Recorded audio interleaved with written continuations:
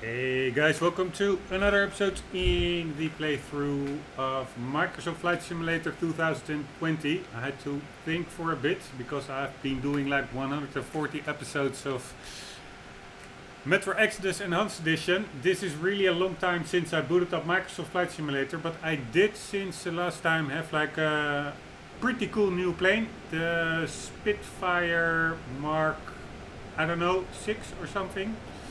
It is a really tricky plane to fly. On takeoff, it really can violently pull to the left. I think that's because of some kind of a torque steer thing if you apply too much power.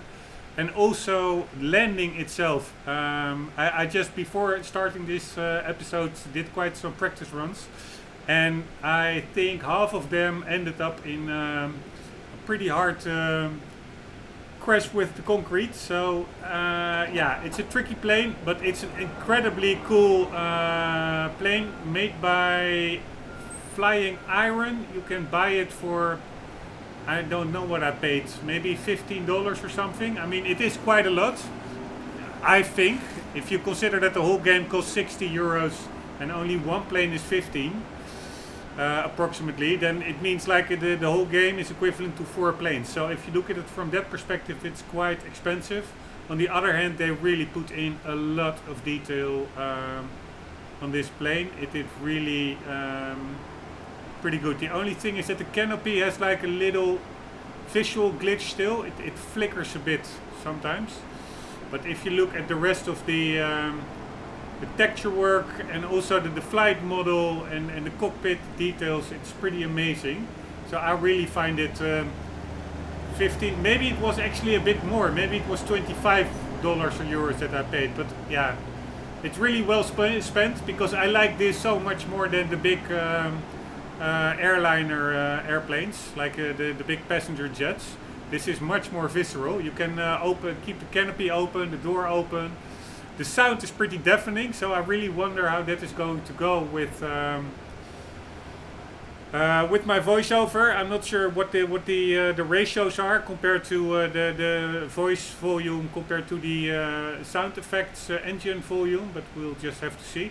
And the reason why I also booted up the game is now we are in Geneva, and I was just curious. That's also really cool of this game. You can really use it as like a reconnaissance software application. Maybe in real life I have to go to Geneva, yeah, not soon, but in a couple of months.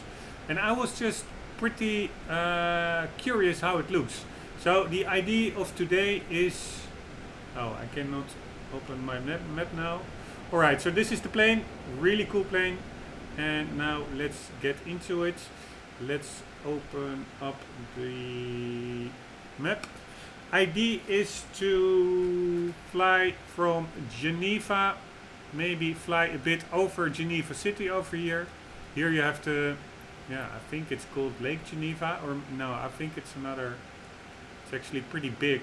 I checked it out on Google Maps. I think it's 50 kilometers or something, or it's really between 20 and 50 or something. It's a pretty big lake. I do think it has another name than Lake Geneva, but for yeah, because I'm just a little bit lazy, I will call it Lake Geneva. Let's check it out a bit, and then the idea is not a very long flight. It's I think 55 nautical miles it was on the map. We will go to Courchevel over here, and I do think, I'm not sure, but that Mont Blanc is somewhere around here as well. So there are a lot of mountains over here, so it's really like a little bit of a reconnaissance flight over this part of Switzerland. So let's do that, and the checklist, I will keep it, yeah, I can open it up, but this is what we have to do: parking brake, battery, prop control, fuel tanks, mixture, throttle, wobble, booster pump, primer, starter, booster, coil, safety, cover open, mixture, auto, magnetos on, and engage. I pretty much know what to do already, so I will just close that now. let's do it. We do it with the ATC, the air traffic control, just for immersion's sake. But first I need to turn on the electricity. You can do it two ways actually. You can go over here and flip this little switch. You see the electricity turns on. What you can also do is just press the throttle a little bit forward, and that flips that switch automatically. So now we have electricity, and now we can engage with HC. So let's tune ground, and then request. We will be, I think it's departing north, because if we do another way, there's only one runway, so it also depends a bit on the wind, I guess, in which direction they will have you take off. But if wind is not a factor, I really want to have the direction that we can immediately start from over there, because otherwise we have to taxi all the way to the other side of the runway, which is pretty annoying. I'm not fully sure which one it is. We need runway,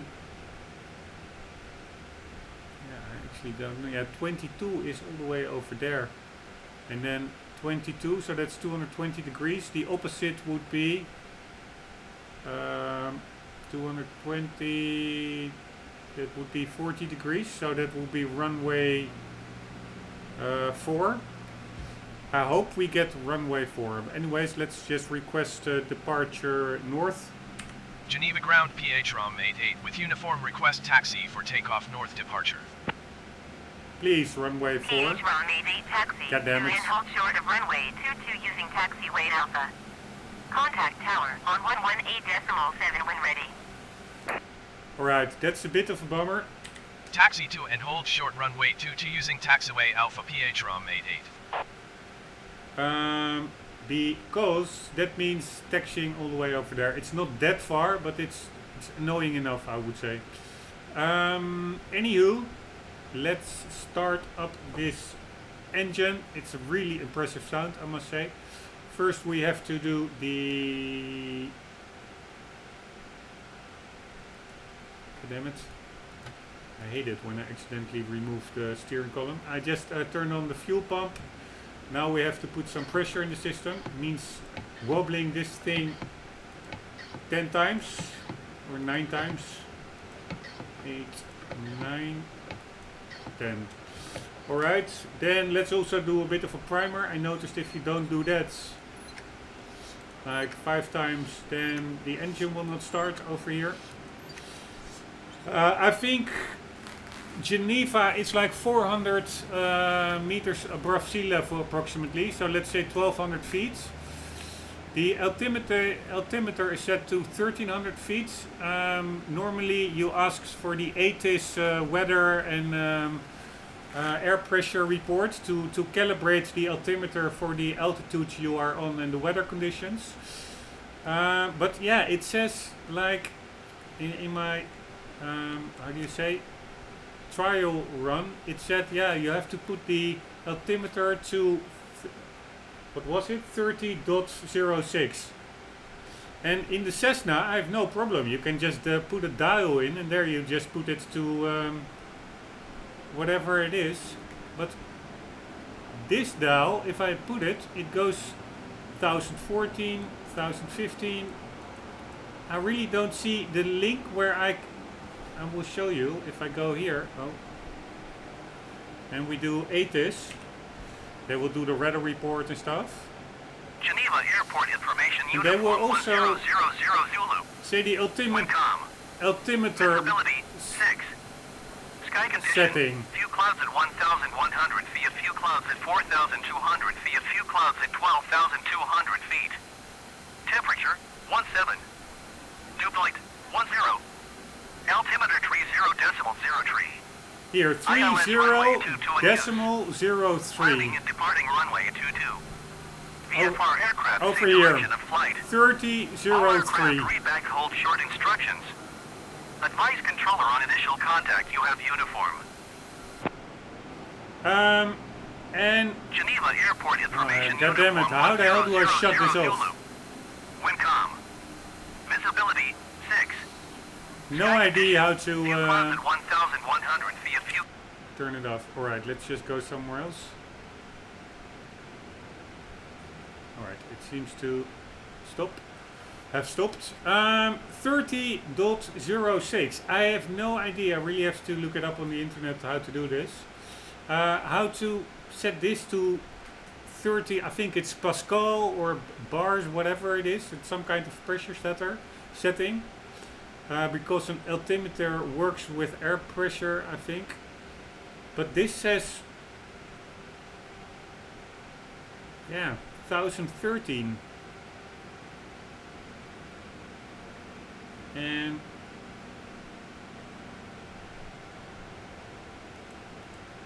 yeah, I don't think I need to put this all the way back to 30, I would say, because then I really get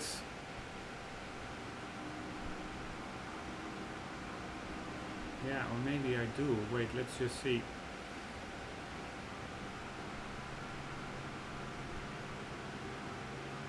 No, yeah, let's say this is 0 over here. But this is, we are not at sea level now. We should be like at 400, 450 meter. So I will just put it back to what it was. I think it was 1013 or something. I have no idea how to calibrate this unit. But whatever, let's hope that the default setting is quite okay. I mean, if it's 450 meters, let's say some 12 above ground, 1300 feet, yeah, then we're pretty good. It's set to 1300 feet now. So, anywho, what was I saying? We did the fuel pressure. We did the what the hell is this one again? The name. It's like the, damn it.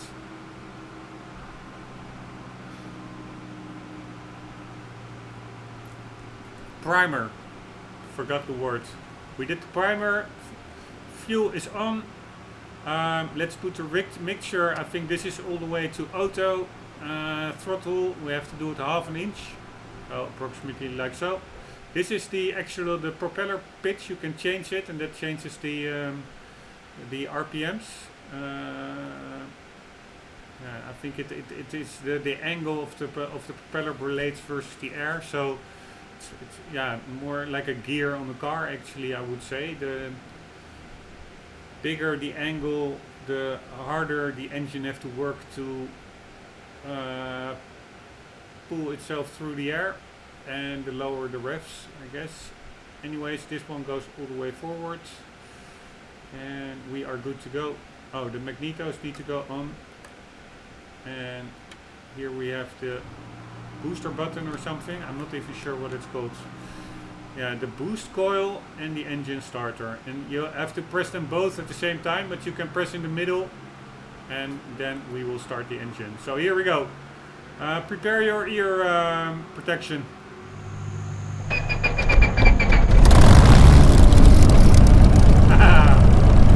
Such a cool sound.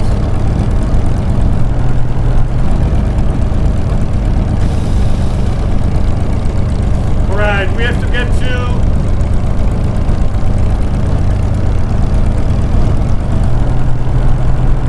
come on.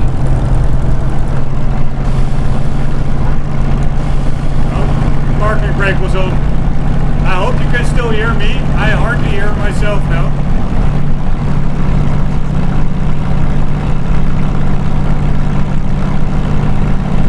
Let's get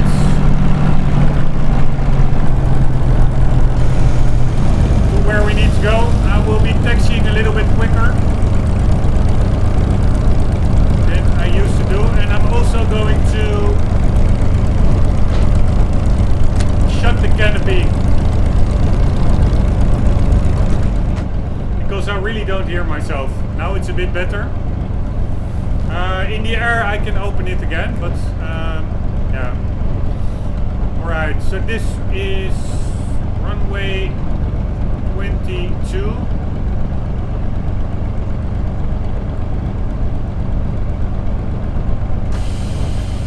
And that is in the right side direction. And yeah, I can also just take off from here, but I doubt whether I have enough space. Let's go a little bit more to the left.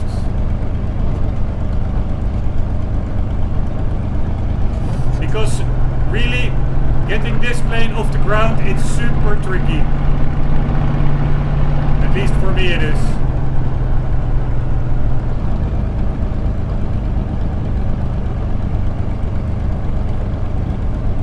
By the way, I'm going to put the canopy open again.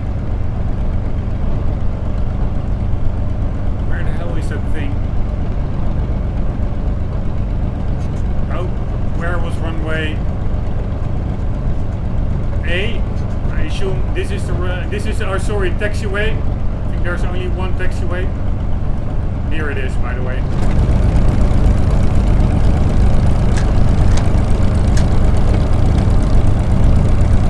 Such a cool plane, I must say. Only problem is you can hardly see. Oh shit! You can hardly see where you're going, so you really have to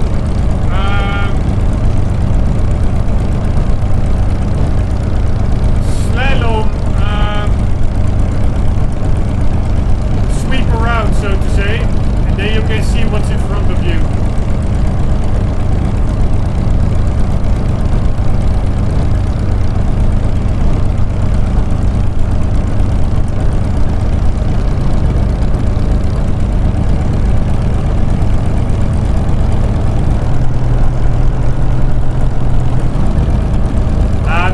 I'm just going to take my chances. I'm not going to go all the way to the back. Let's just try and take off from here.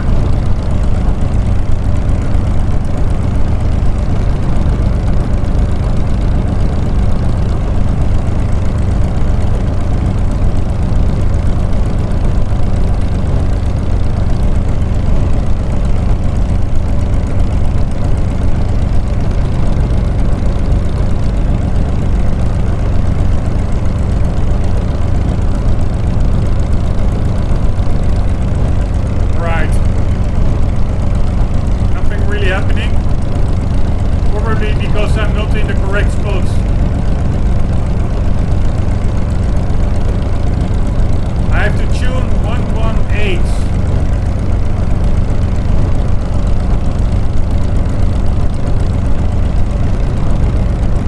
Which is not here.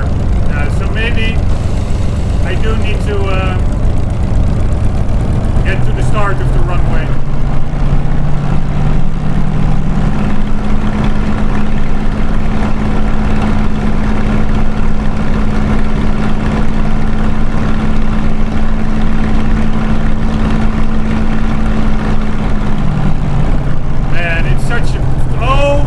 Such a tricky plane. Now again, it pretty much moves to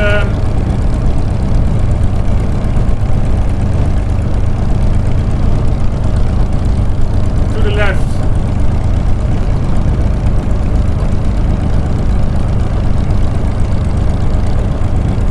Probably I'm taxiing a bit fast, but yeah, I've been taxiing quite a lot when practicing. Done taxiing.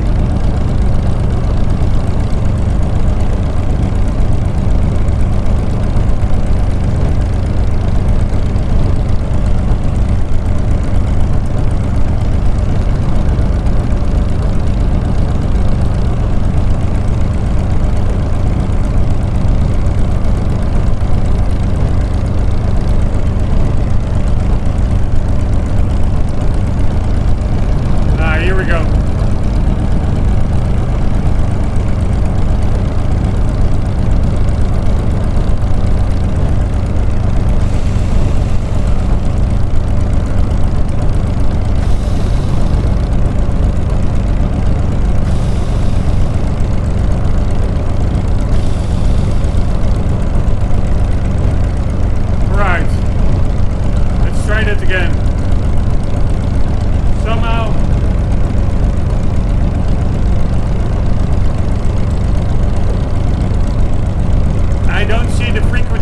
dial in, so I will just dial the other one.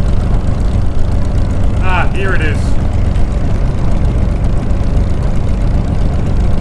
Not working.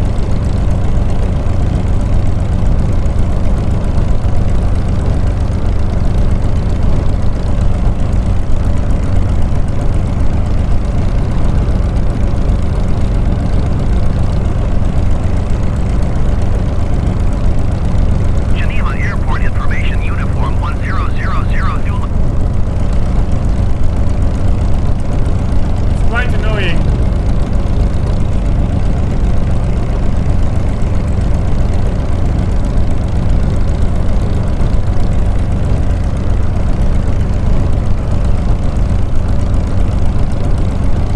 You know what?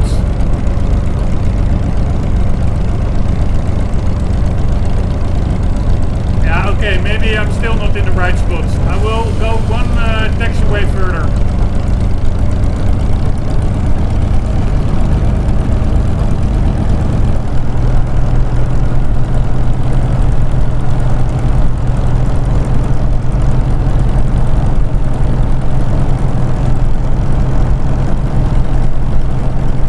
Here we go, almost there.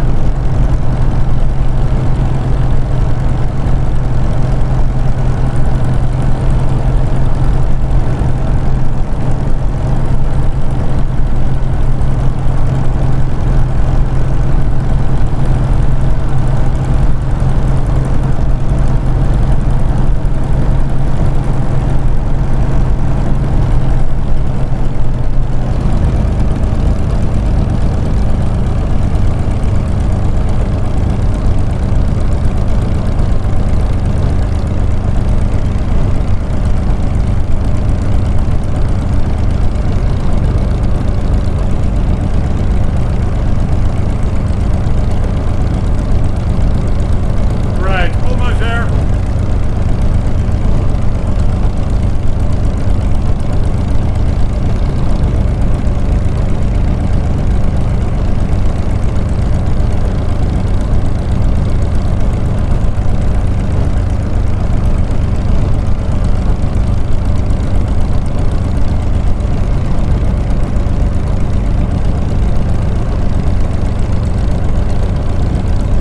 Right, I think this should be good. Ah, there it is. Request takeoff clearance. Geneva Tower PH ROM 88 at runway 22 ready for departure, north departure. PH ROM 88 altimeter tree 0.0 wind calm departure to the north approved. Cleared for takeoff runway 22. Nice. Cleared for takeoff runway 22 PH ROM 88.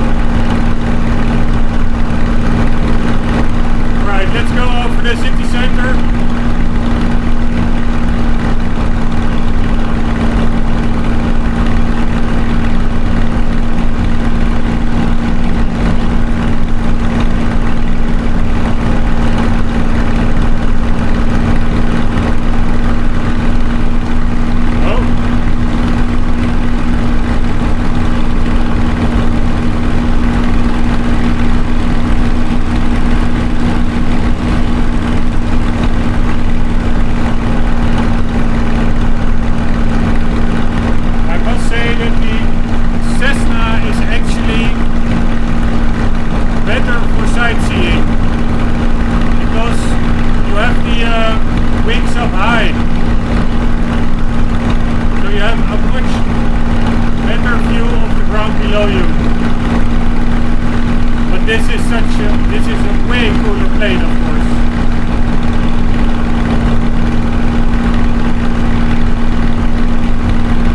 Right, so this is Geneva, where I may be going later in the year. This is I think the Rombbb River, a French river. Geneva is also very close to the French border. It's also, they speak French in Geneva, as opposed to German in the rest of the Swiss.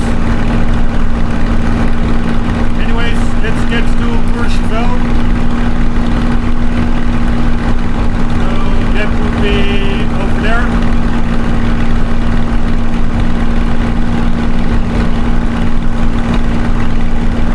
So let's keep a heading of 170 degrees.